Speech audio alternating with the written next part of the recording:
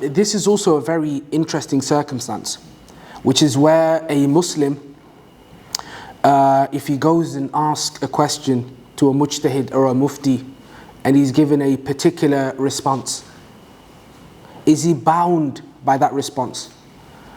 And the simple and plain answer is that if he started to act upon that, then he's bound by that bil ijma', by the unanimous opinion of the scholars of Islam.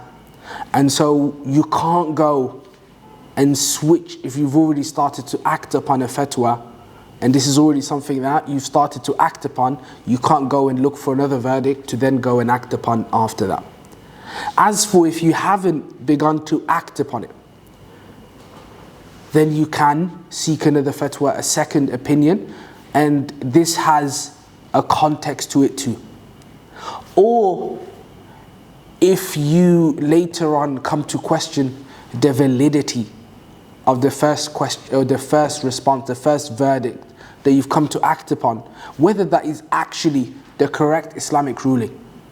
And so you're given an evidence that that verdict was actually wrong, and that it opposes clear-cut evidences from the Book of Allah and the Sunnah of the Prophet ﷺ, then that unanimous opinion no longer stands, because that verdict was actually wrong and it's become clear to you later on.